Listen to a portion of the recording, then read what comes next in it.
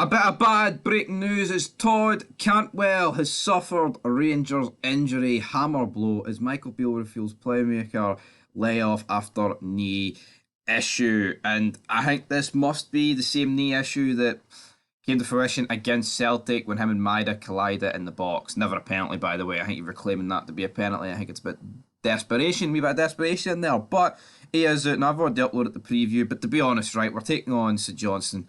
Realistically, right, Cantwell being it should not affect us. But what I would say is, I think he's been one of the few bright spots. Now, what I would say again to that is, he wasn't good against Celtic and he wasn't good against PSV, but he always runs about, he always tracks back, he always gets in the opponent's face, right?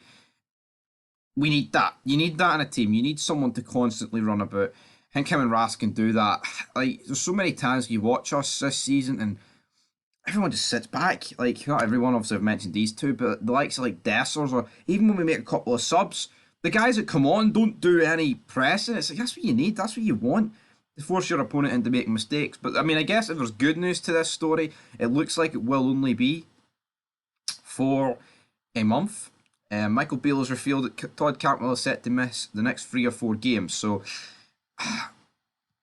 now, a month's been timelined. Now, normally you would play like 4 games in a month, but for us, we've got St Johnstone tomorrow, then we've got Real Betis, then we've got Motherwell, then we've got Livingston. So technically, that's actually only 12 days. Then we've got Aberdeen on the 30th, which is 15 days away. So maybe he'll be back before the end of September. But there is a big but with that. You know, last season, Tom Lawrence, he's out for 6 weeks. And then it turns out he wasn't even back to this summer. And even right now, on the 15th of September, I would say that guy's not even back to full fitness. So, Tom Lawrence has literally been out for a year after a 6-week injury. So, I'm not going to sit here and pretend that Todd Cantwell is going to be back after this, because I don't know what it is, right? We are literally like one of the shittest clubs ever when it comes to these injuries, where someone gets injured, like guys that come in, never been injured before in their career, get injured, and then where are they? There's like zero excuse for it, really. I don't understand how someone can get injured for like 6 weeks and end up being at 12 months. It's mental, to be honest, right? But of course, following that 1-0 defeat against Celtic, now it does go on to mention it is that tackle against Dyson Maida. He was spotted wearing a leg brace in the airport on social media. And if you recall, that was because a Celtic fan was following him. Now, the Daily Record doesn't exactly say that. It just says he was spotted in the airport on social media.